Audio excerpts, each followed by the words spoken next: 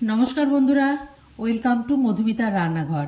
আজ আমি আপনাদের সামনে হাজির হয়েছি একদম সফট, সম্পূর্ণ নিরামিষ স্পঞ্জি একটি কেক নিয়ে। খুব সাধারণভাবে ঘরোয়া কিছু উপকরণ দিয়ে এবং ঘরোয়া এক ধরনের বাটি দিয়েই কিন্তু মেপে আপনাদের আমি এই রেসিপিটি করে দেখাবো। আপনারা যদি আমার চ্যানেলে নতুন ভিউয়ার্স হন, তাহলে আমার চ্যানেলটিকে লাইক, শেয়ার অ্যান্ড সাবস্ক্রাইব করে আমার পাশে থাকবেন।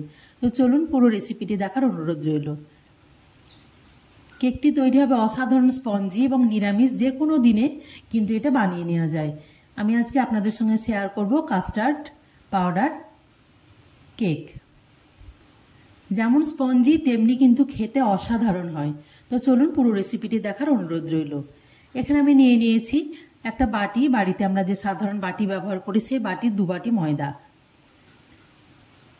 এই বাটির উপকরণ দিয়েই কিন্তু আমি সমস্ত কিছু মাপটা নিয়ে নেব। ওই বাটিরই 1 কাপের 1 বাটির একটু কম আমি নিয়ে নিয়েছি কাস্টার্ড পাউডার।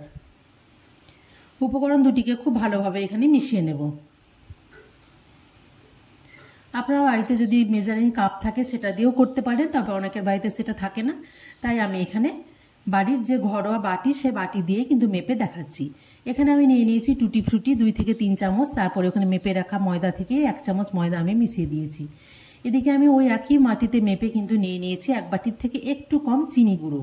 এটা গুঁড়ো করা চিনি, এবং ওই মাপেরই নিয়েছি ওই বাটিতেই সাধারণ সাদা তেল। তবে কোনো ফ্লেভারযুক্ত সাদা তেল কিন্তু এখানে দিলে হবে না, সাধারণ যেন গন্ধ ছাড়া সাদা তেল। আর ওই বাটির 1 বাটি পরিমাণে আমি নিয়ে নিয়েছি দুধ। দুধটা কিন্তু একদম হালকা কুসুম। হালকা কুসুম গরম দুধ দিলে কি হয়, চিনিটা খুব তাড়াতাড়ি গলে যায়। চেষ্টা করতে হবে যেন চিনিটা সম্পূর্ণ গলে জল হয়ে যায়, সেক্ষেত্রে কিন্তু কেকটা খুব ভালোভাবে ফুলবে। চিনি যদি গোটা থেকে যায় তাহলে কিন্তু কেকটা একদমই ফোলানো যাবে না। এখানে ভালোভাবে চিনিটা গলে গেছে। এবার আমি আগে থেকে মেপে রাখা ময়দাটা সম্পূর্ণ এখানে দিয়ে দিলাম।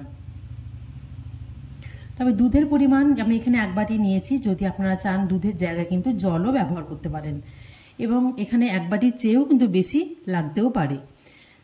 খুব ভালোভাবে আমি মিশিয়ে নিয়েছি, তবে এটা একটু এখনো ঘন লাগছে। এটাকে মাখিয়ে রেখে আমি দেবো। তারপরে এখানে যে বাটিটা আমি বসাবো এটাও কিন্তু ঘরোয়া বাটি। আমাদের বাড়িতে সাধারণ দুধ বা চা করতে যে বাটিটা লাগে সেটার মধ্যে আমি একটু সাদা তেল আর একটু দিস্তা খাতা ভালো করে একটা মাপে গোল করে কেটে নিয়ে মাখিয়ে নিয়েছি। আপনাদের কাছে যদি বাটার পেপার থাকে সেটাও দিলে হবে। এখানে বাটারটা যেহেতু অনেকটা ঘন লাগছে, তাই আমি এখানে একটু একটু করে জল মিশিয়ে ব্যাটারটা আরেকটু পাতলা করে নেব। এখানে প্রায় 5 থেকে 6 চামচ আমি আরও জল দিয়ে দিয়েছি। তারপরে ব্যাটারটা কিন্তু এই মাপের হবে, যেন নিজে থেকে এটা স্মুথলি পড়তে থাকে। এর থেকে কিন্তু আঠা বা পাতলা করলেও হবে না। এখানে আমি নিয়ে নিয়েছি এবার চা চামচের, যেহেতু 2 বাটি বা 2 কাপ ময়দা, তাই 2 চামচ, চা চামচের 2 চামচ আমি নিয়ে নিয়েছি বেকিং পাউডার, আর ওই চা চামচের হাফ চামচ নিয়ে নিয়েছি বেকিং সোডা। আর এখানে আমি ফ্লেভারের জন্য দিয়ে দেবো এখানে আমি ভ্যানিলা এসেন্স। আপনারা যে কোনো ম্যাঙ্গো এসেন্স বা পাইনঅ্যাপেল এসেন্সও কিন্তু ব্যবহার করতে পারেন। উপকরণগুলোকে খুব ভালোভাবে এখানে মাখিয়ে নেব। তবে এই অবস্থায় কিন্তু একদমই বেশিক্ষণ রাখা যাবে না। এদিকে আমি কড়াইটা আগে থেকে প্রিহিট করতে দিয়েছি। দেখুন খুব ভালোভাবে মাখিয়ে নিয়েছি।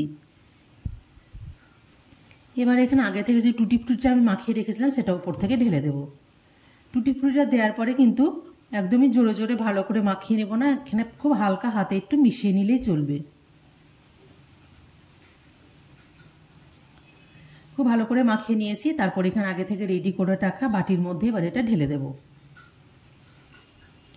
সম্পূর্ণ ঢালা হয়ে গেলে বাটিটা একটু ট্যাপ করে নিতে হবে, একটু মাটিতে ঠুকে নিতে হবে যেন এর মধ্যে থেকে হাওয়াটা সম্পূর্ণ বেরিয়ে যায়।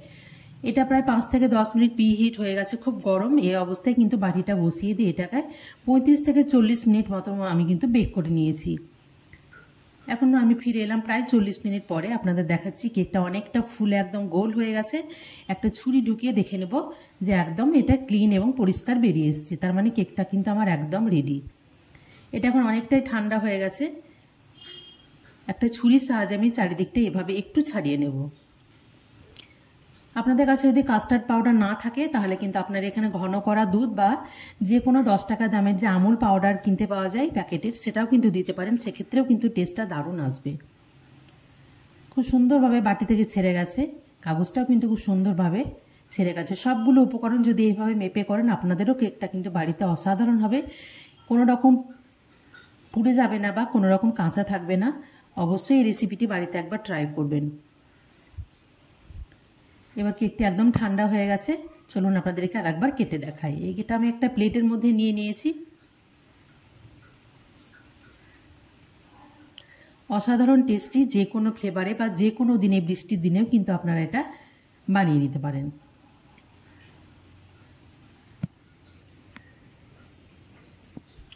আমি এখানে শুধুমাত্র টুটি ফ্রুটি দিয়েছি, যদি আপনাদের কাছে কাজু কিশমিশ থেকে থাকে সেটাও কিন্তু আপনারা এর মধ্যে, বা যে কোনো আমন্ডও দিতে পারেন, যে কোনো ফ্রুট দিলেই কিন্তু এখানে ভালো লাগবে।